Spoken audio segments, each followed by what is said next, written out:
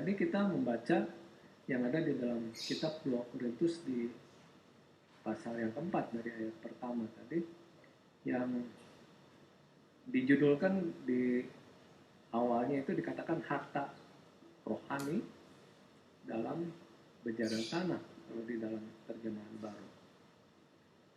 Harta, terutama umpamanya harta yang sangat berharga, yang bisa dianggap segala harta karun mungkin dari segala jenis itu, baik ditaruh di museum atau ditaruh di rumah. Kalau sekarang sih mungkin sudah zaman modern, ditaruhnya di bank gitu. Di bank pun ada tempat khusus biasanya untuk harta yang mahal itu, ditaruhnya di dalam kotak-kotak tertentu. Kalau itu milik pribadi gitu, hanya orang itu yang bisa ngambil. Itu karena itu memerlukan, harta itu memerlukan perlakuan yang khusus. Karena apa? Kalau sampai harta itu hilang, itu ada rasa sedih. Apalagi kalau itu bukan uang namanya, ada benda-benda yang dianggap tidak ternilai harganya itu, kalau lihat itu jadi rusak, rasanya tuh ngelangsak. Hati kita rasanya, waduh. Ini fakta yang menunjukkan efek yang mengejutkan. Kalau kita lihat pernyataan Rasul Paulus yang ada di ayat 7, yang dia katakan, tetapi harta ini kami punyai dalam bejana tanah liat, supaya bahwa kekuatan yang melimpah-limpah itu asal dari Allah, bukan dari diri kami. Ya, kalau kita lihat sekarang ini, bejana tanah liat itu di zaman Paulus itu sangat murah. Arkeolog yang menggali kota-kota kuno seperti di Korintus itu bisa menemukan ribuan pecahan dari pot dan tempayan tanah liat ini. Benda-benda yang kelihatannya susah terurai ini adalah barang yang paling sering tertinggal dan seringkali ditemukan di dalam penemuan-penemuan barang-barang kuno. Mungkin karena jumlahnya banyak dan murah itu, seperti yang ditunjukkan oleh pecahan yang gak terhitung jumlahnya ini. Itu juga bejana itu kelihatannya rapuh, sebetulnya kalau diinjak lagi juga pecah lagi gitu. Jadi, biasanya waktu itu hanya berguna sebagai tempat untuk makanan. Makanya kan waktu ada nabi juga dengan janda di Sarfat itu, supaya tempayannya ditaruh gandum supaya terus keluar itu gandum, cuma taruh buat makanan ya. Nggak ada yang pernah pertimbangkan untuk taruh harta yang mahal di dalam tempayan, di dalam bejana tanah liat. Harta yang dimasukkan dalam suatu tempat yang kuat, yang aman, itu sebetulnya memang itu untuk sebagai pelindung dari kekuatan alam dan keserakahan manusia. Makanya kalau zaman sekarang kan, kalau zaman dulu masih taruhnya kan diumpet-umpetin. Kalau di kampung dulu orang taruh uang karena belum ada bank, jarang bank, taruhnya di apa? Nggak ada yang di dalam sarung bantal, orang nganggapnya nggak tahu. Kadang-kadang kalau dulu rumahnya masih bilik, taruhnya di lubang bambu itu supaya nggak ketahuan. Ada yang taruhnya kalau dicontohkan di Alkitab nanti kita lihat, taruhnya di ladang. Ya, di ladang orang harus gali-gali terus. Ya. Jadi Paulus itu malah mengatakannya gini, tapi harta ini kami punyai dalam bejana tanah liat. Itu berarti menggambarkan pandangan yang nggak biasa. Harta yang mahal kok ditaruhnya di bejana tanah liat. Gitu. Harta yang kita miliki itu sebetulnya adalah pelayanan Injil, hasil dari kita menerima Yesus. Di dalam konteks ayat ini, Paulus itu sudah bicara tentang terang. Kalau kita baca di ayat 6 itu, ia juga yang membuat terangnya bercahaya di dalam hati kita, supaya kita beroleh terang dan dari pengetahuan tentang kemuliaan Allah yang nampak pada wajah Kristus. Jadi terang itu adalah proklamasi bahwa Yesus Kristus itu adalah Tuhan. Kalau kita lihat di ayat 5, sebab bukan diri kami yang kami beritakan, tapi Yesus Kristus sebagai Tuhan.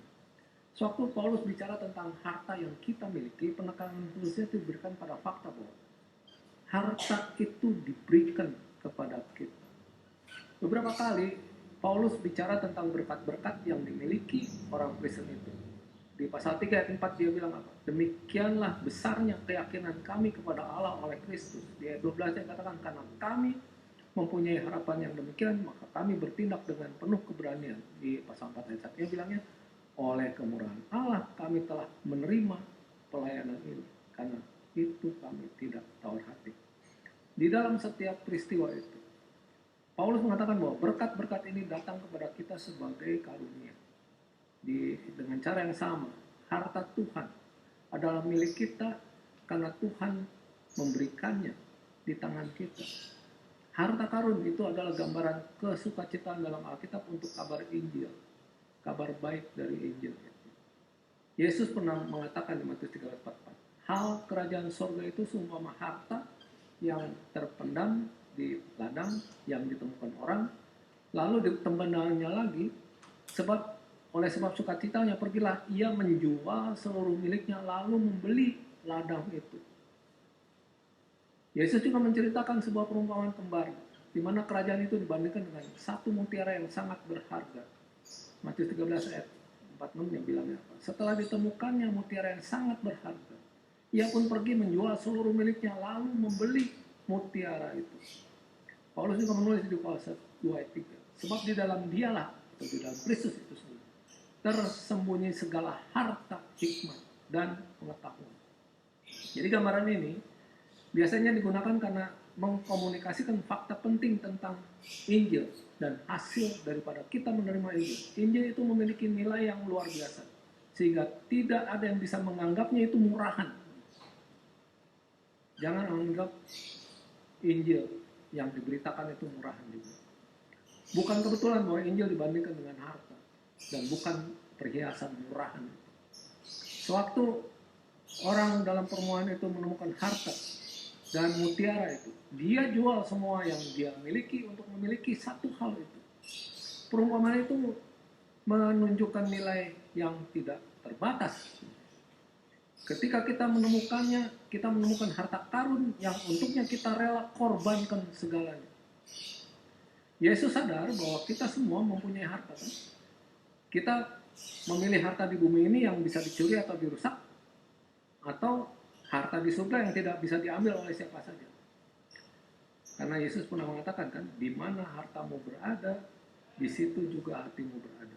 Matius 16:1. Paulus yakin bahwa kita dengan pelayanan kita kepada Kristus memiliki harta itu, harta akibat dari Injil yang kita terima. Tanda orang Kristen adalah pengakuan bahwa suatu harta sudah ditempatkan di tangannya itu. Kita menghadapi godaan terus-menerus untuk tidak menganggap serius pelayanan kita, karena kita berharap sangat sedikit dari pelayanan itu.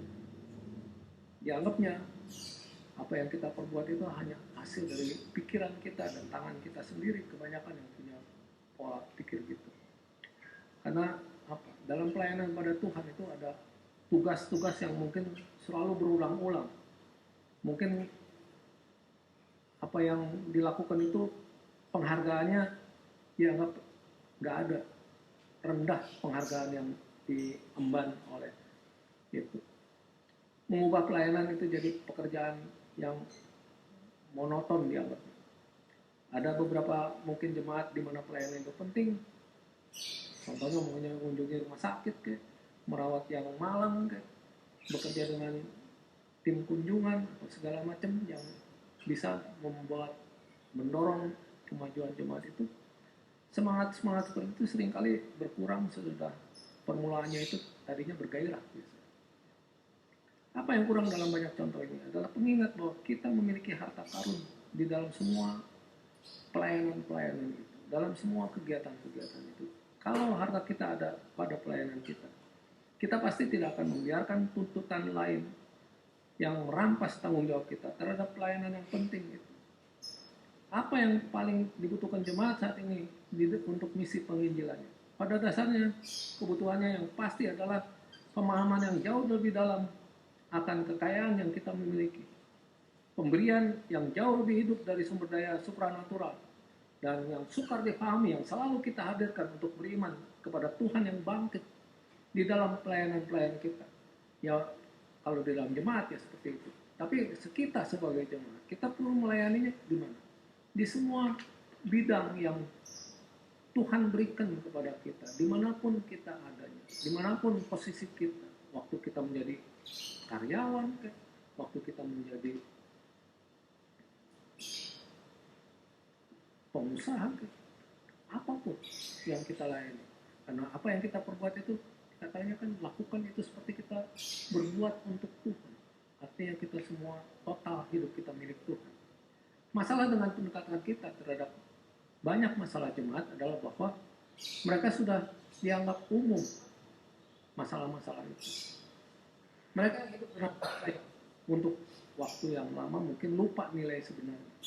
Karena udah kebiasaan banyak hartanya itu, lupa nilainya. Mereka yang melihatnya dari awal seringkali nyadari nilainya bagi kehidupan mereka.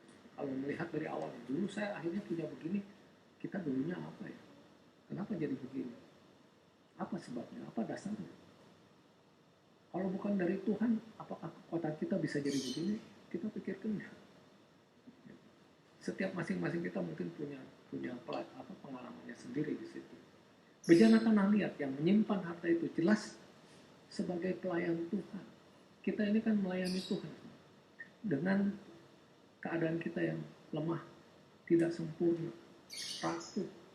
Tuhan nggak milih untuk menempatkan hartanya di dalam benteng atau di kotak kaca yang paling kokoh dan aman. Harta karun Tuhan itu ditempatkan dalam bejana-bejana tanah liat yang rapuh. Itu diri kita sebetulnya. Ya. Gambaran bejana tanah liat itu sangat cocok untuk kehidupan kita yang rapuh, sehingga sering digunakan dalam Alkitab untuk mengingatkan kita akan kelemahan kita sendiri. Itu pemazmur bilangnya begini di Mazmur 31:12. Aku telah hilang dari ingatan seperti orang mati, telah menjadi seperti barang yang pecah. Barang yang pecah ini mirip-mirip bejana tanah liat. Yeremia juga menggambarkan seorang raja itu sebagai tempayan yang diremehkan dan dihina. Ya, udah jadi raja tapi diremehkan, dihina, itu dianggapnya barang pecah juga. Ya, contohnya itu Yeremia 22:28. Adakah konya ini suatu benda yang hina yang akan dipecahkan orang, atau suatu periuk yang tidak disukai orang? Mengapakah ia dicampakkan dan dilemparkan ke negeri yang tidak dikenalnya? Jadi ada hal yang dipecahkan, periuk katanya. Periuk itu tadi dari bejana tanah liat juga. Jadi terbaik meskipun hidup kita rapuh seperti bejana tanah liat, para nabi itu mengingatkan kita secara teratur bahwa Tuhan adalah pekerja yang terampil, yang bisa menggunakan periuk rapuh, bejana tanah liat itu dengan baik. Tuhan itu bekerja dengan tanah liat dan membentuknya untuk tujuannya sendiri.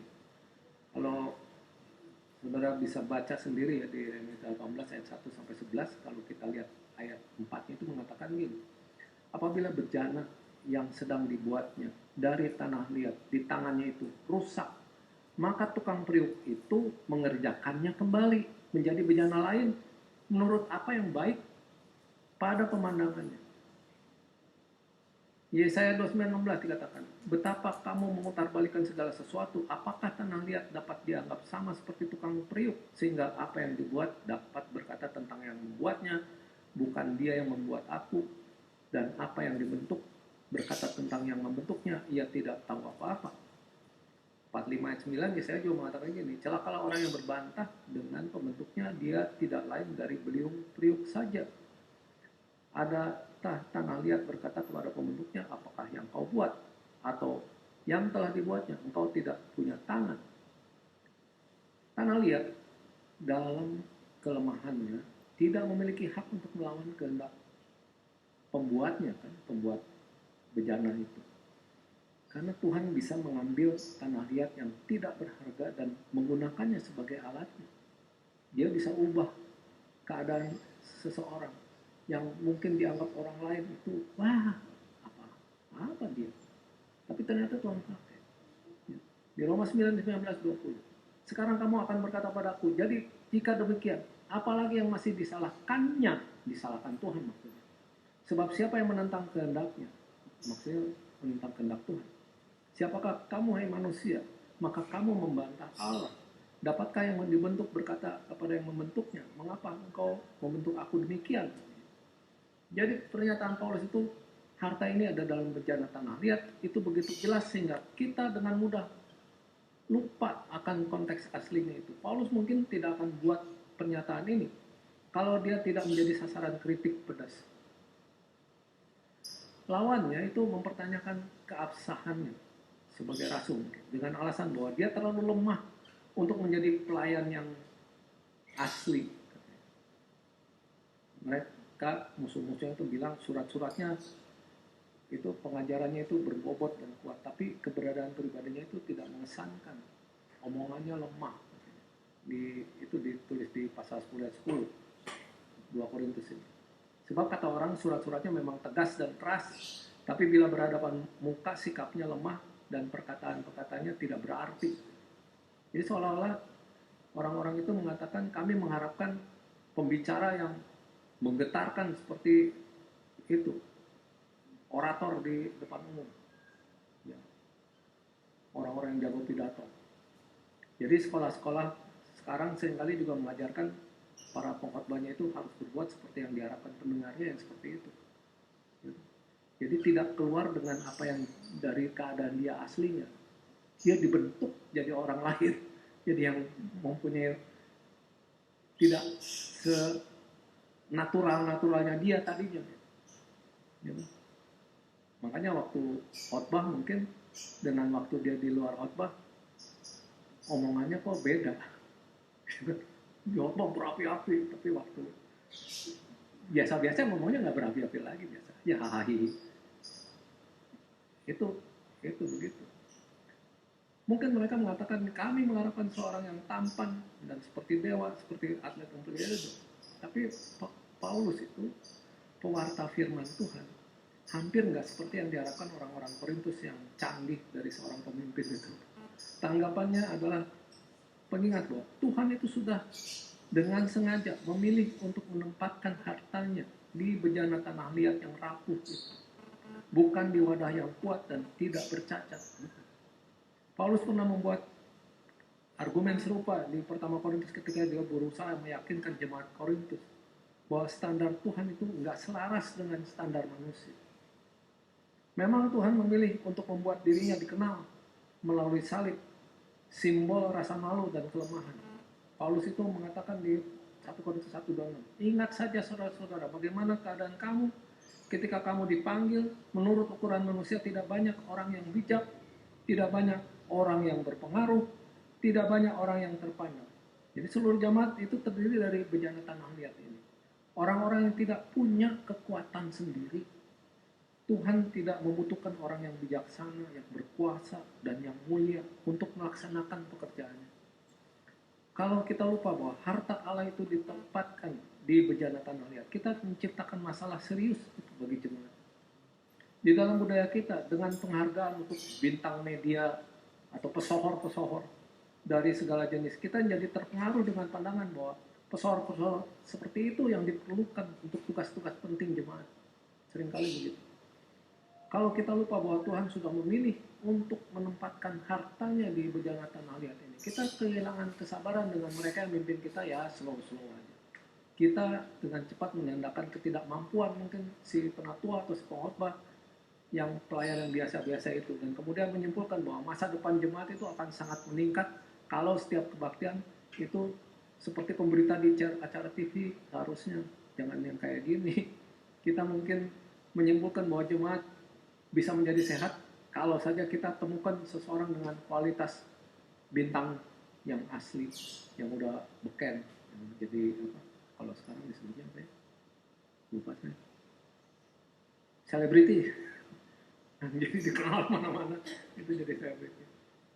Mungkin beberapa anggota jemaat mengeluh bahwa pelayan mereka sangat biasa pelayannya, sehingga si pelayan harus disuruh mundurin diri aja karena dialah penyebab kegagalan jemaat, atau seorang anggota yang lebih bisa bijak mungkin jawabnya, ya kita adalah jemaat yang rata-rata lebih tinggi daripada orang ini, bisa aja gitu kan. Kebanyakan jemaat begitu. Tapi saya yakin bahwa kalau kata-kata Paulus ditanggapi dengan serius, kita akan ingat bahwa seluruh jemaat itu terdiri dari jemaat bejana tanah liat yang bisa pecah. Pengakuan ini seharusnya memberi kita kesabaran atas kesalahan yang kita rasakan ada pada orang lain. Secara praktek, semua orang yang melibatkan diri secara serius itu sudah melakukan kesalahan serius yang mereka sesali. Jadi orang yang bikin salah itu nggak akan selalu, udah biarin. Pasti ada penyesalan dari orang yang berbuat salah. Jadi kita juga harus maklumi orang yang kita tahu dia salah. Mungkin dia akan berubah, mungkin dia akan bertobat. Jangan dibiarkan, udah, ya kan? Kalau sudah begini, kamu udah nggak bisa dipakai lagi. Itu keliru. Udah begini, kamu tidak bisa jadi pelayan lagi. Atau udah begini, kamu tidak bisa menjadi anggota jemaat lagi. Itu salah. Ya. Menjadi komunitas bejana tanah liat itu melibatkan beberapa kegagalan manusia. Jemaat yang mengingat fakta ini akan latih kesabaran. Karena kita adalah komunitas bejana tanah liat ini, ada juga tempat untuk kesabaran kita dengan mereka yang sudah melakukan pelanggaran moral yang serius. Ada semangat yang tidak akan pernah melupakan sebuah kesalahan yang terbentang jauh di masa lalu. Kita bisa saja bertindak seolah-olah pelanggaran itu selamanya mendiskualifikasi orang lain dari partisipasi di dalam acara apapun, entah dalam keluarga, dianggapnya orang ini udah salah, ya sudah, nggak usah jadi anggota keluarga lagi, atau saya nggak mau kamu sebagai keluarga, jangan. Tapi roh seperti itu mengabaikan fakta bahwa Tuhan bisa menggunakan orang-orang seperti itu juga alat pilihannya. Mereka yang sudah melakukan pelanggaran serius, Tuhan bahkan menggunakan orang yang sudah menganiaya jemaat. Itu contohnya Rasul Paulus sendiri udah menganiaya jemaat, kok dipakai Tuhan? Fakta bahwa Tuhan sudah memilih untuk gunakan bejana tanah liat tidak menunjukkan bahwa kita menerima ketidakmampuan dan kegagalan kita tanpa berusaha berkomitmen sepenuhnya pada tugas itu yang diberikan Tuhan. Ini akan menjadi penyimpangan atau pemutarbalikan pesan Paulus kalau menganggap bahwa karena Tuhan sudah memilih orang yang pernah salah sebagai alatnya, itu dia tidak menuntut dari kita tanggung jawab yang kuat dan yang terbaik untuk kita persembahkan. Pelayanan yang benar itu melibatkan jaminan, perlindungan, keselamatan, keamanan, karena mengetahui bahwa Tuhan bisa menggunakan bejana yang mudah petah ini seperti kita. Tapi itu tidak berarti bahwa kita menerima keterbatasan kita dengan berpuas diri dan tanpa usaha untuk memperbaikinya. Memang benar bahwa Tuhan bisa menggunakan pembicara yang biasa-biasa saja dan tidak memiliki bakat khusus untuk mengelola dan mengatur. Tapi pengakuan bahwa kita punya harta membuat kita tidak menjadi apatis atau begitu-begitu saja dan berpuas diri. Artinya kita terus merubah diri kita, menyempurnakan diri kita, sehingga kita berkenan kepada Tuhan, bukan berkenan pada manusia, berkenan kepada Tuhan. Jika saja mungkin si selebriti itu mampu memberikan pelayanan kepada Tuhan, kita mungkin salah mengira sumber kekuatannya juga. Tapi jika Tuhan bekerja melalui bejana tanah liat, kekuatan atau kuasa itu jelas milik Tuhan. Karena kuasa itu muncul juga, kata kuasa ini, kekuatan ini, dalam pertama dan kedua Korintus, sebagai tanggapan terhadap orang-orang yang menyombongkan diri atas kekuatan mereka sendiri untuk melakukan hal-hal yang luar biasa itu. Paulus secara teratur mengingatkan saudara-saudaranya bahwa Tuhan itu sudah memilih untuk menunjukkan kelemahan manusianya. Karena dengan demikian kuasa Tuhan tidak salah lagi. Di dalam kelemahan salib, itulah kuasa Tuhan yang paling nyata. Kalau kita lihat ayat 18 pertama Korintus pasal 1. Sebab pemberitaan tentang salib memang adalah kebodohan bagi mereka yang akan binasa. Tapi bagi kita yang diselamatkan, pemberitaan itu adalah kekuatan Allah. Ayat 24 dikatakan, Kristus adalah kekuatan Allah dan hikmat Allah. Pasal 2 ayat 5-nya dikatakan supaya iman kamu jangan bergantung pada hikmat manusia, tetapi pada kekuatan Allah. 2 Korintus 12 ayat 9 katakan, tetapi jawab Tuhan padaku, cukuplah kasih karuniaku bagimu, sebab justru dalam kelemahanlah kuasaku menjadi sempurna. Sebab itu terlebih suka aku bermegah atas kelemahanku, supaya kuasa Kristus turun menaungi aku. Ayat 13, pasal 13:4 dikatakan, karena sekalipun ia telah disalibkan oleh karena kelemahan, namun dia hidup karena kuasa Allah. Memang kami adalah lemah di dalam dia, tapi kami akan hidup bersama-sama dengan dia untuk kamu karena kuasa Allah. Itu kata Paulus. Jadi Paulus menasihati bahwa Allah bisa memakai kita bukan terlepas dari kelemahan kita, tapi karena kelemahan itu. Kalau kita menanggapi pesan Paulus dengan serius, kemungkinan besar kita akan temukan bahaya yang berbeda dari terinfeksi oleh standar kekuatan dunia dan dari upaya kita membangun kerajaan dengan akal kita sendiri. Kesalahan ini sudah dilakukan oleh lawan-lawan Paulus di dalam desakan mereka yang terus-menerus pada karunia mereka sendiri. Sehingga akhirnya itulah timbul guru-guru palsu, pengajar-pengajar sesat, aliran-aliran yang tidak lagi sejalan dengan ajaran Kristus. Karena ini pelayanan yang benar itu melibatkan pengakuan kita bahwa Allah adalah pembuat bejana yang kreatif yang bisa menggunakan kita untuk kemuliaannya.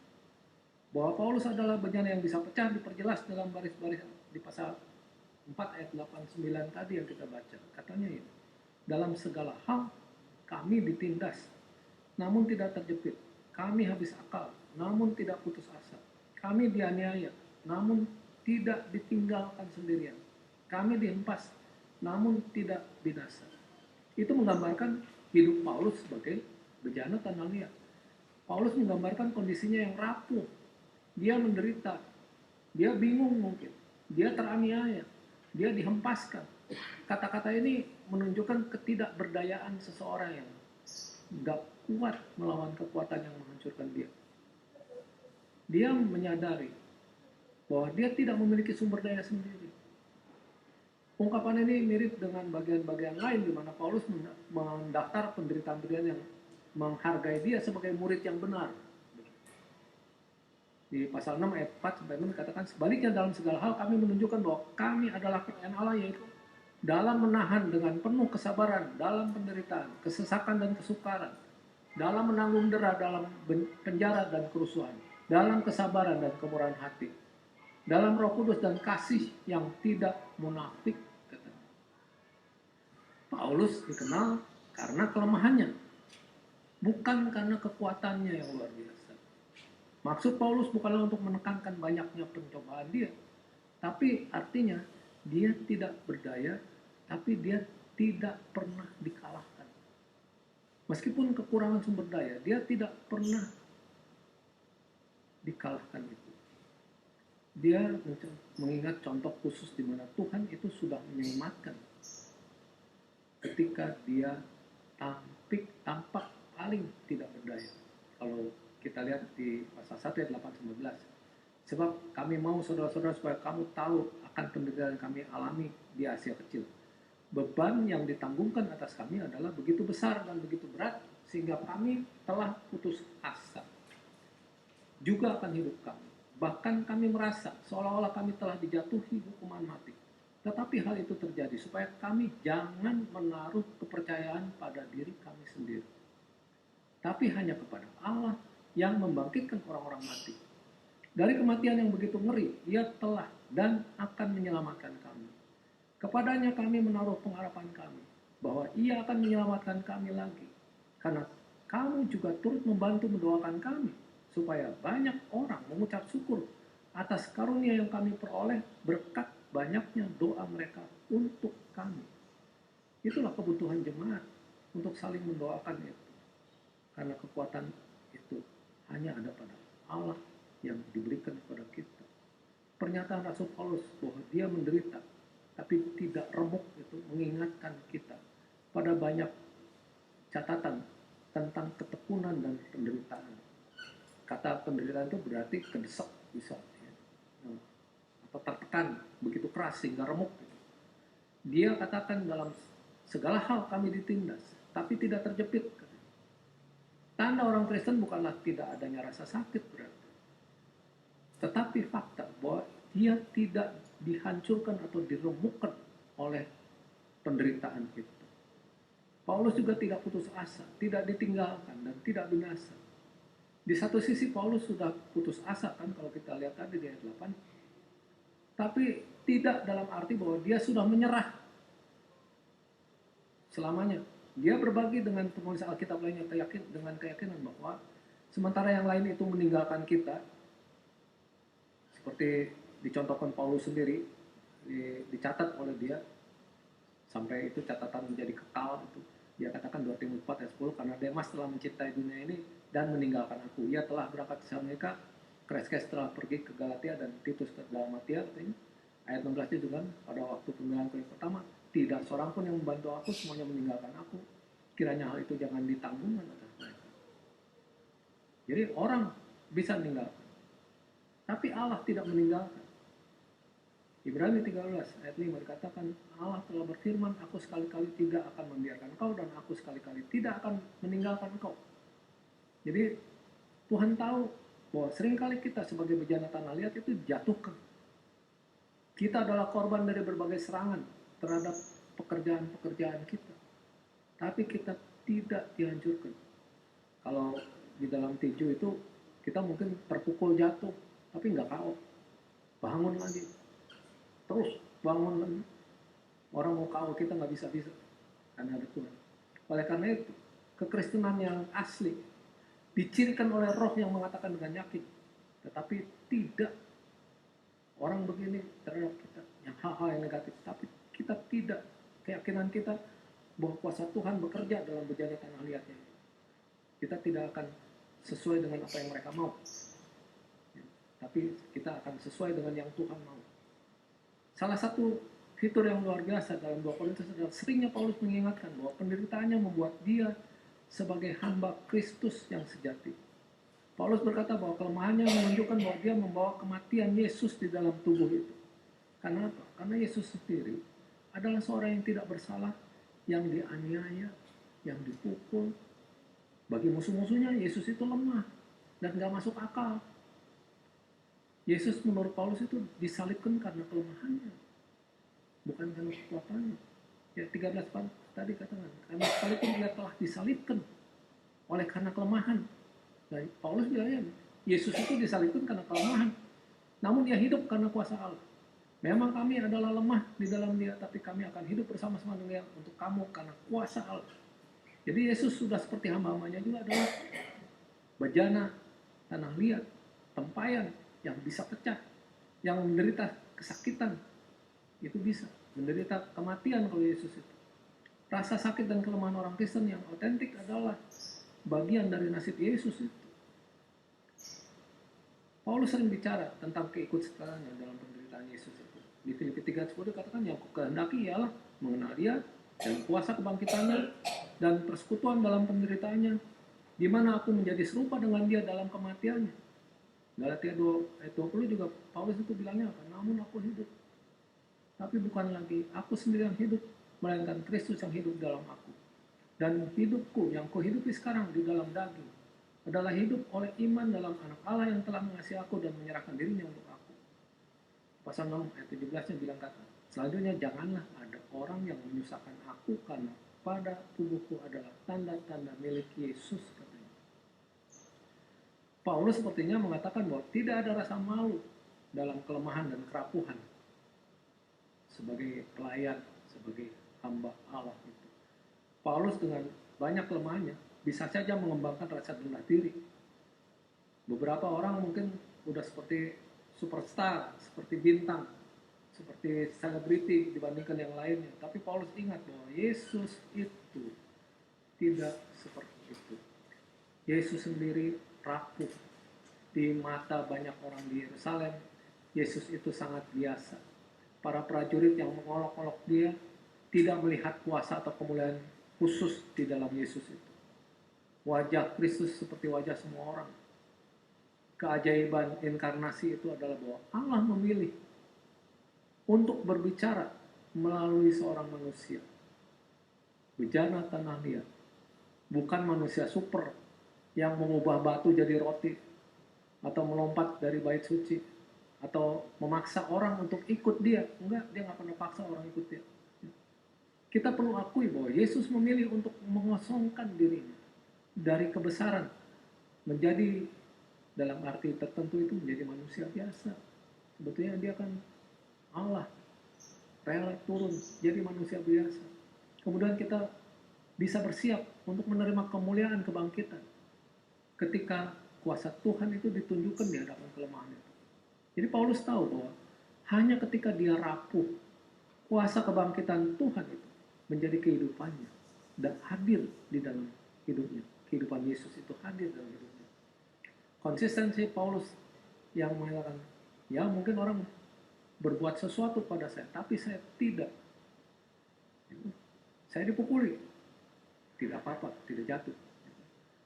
Adalah kata yakin dari orang yang tahu bahwa mereka yang berbagi kelemahan, Kristus juga berbagi kuasanya, berbagi kuasa Yesus, berbagi kekuatan Yesus. Seperti yang Paulus katakan kemudian, jika aku lemah, maka aku kuat.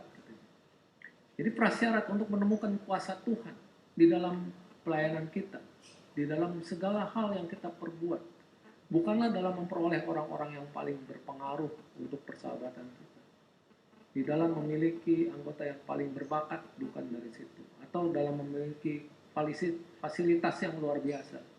Karena dengan begitu kita mungkin menunjukkan kekuatan kita. Tanda kehidupan Kristen bukanlah pelaksanaan kekuatan politik, karena di sana juga kekuatan akan jadi milik kita sendiri. Kuasa Tuhan hadir ketika kita mempertaruhkan diri dan mengakui bahwa kita adalah bejana tanah liat. Memang kuasa Tuhan paling dramatis itu ditunjukkan dalam pengalaman orang yang mati tidak berdaya di tangan musuh-musuhnya. Yesus sendiri mati di tangan musuh-musuhnya. Tapi melalui kematian Yesus ini, dosa-dosa kita tertebus. Dia menunjukkan kekuatannya dengan bangkit dari kematian. Bahkan dia diangkat ke surga, duduk di sebelah kanan Bapa, segala kuasa di bumi dan surga diberikan kepadanya. Dia persiapkan tempat bagi mereka yang percaya dan setia kepadanya sebelum kedatangannya untuk menjemput mereka yang dipilihnya. Semoga kita menjadi bagian dari apa-apa yang akan dia pilih untuk kita menyongsong dia di angkasa nanti. Kita mengingat itu melalui perjamuan Tuhan yang kita laksanakan sekarang. Kita akan memuji Tuhan di nomor 47. Kita nyanyi nomor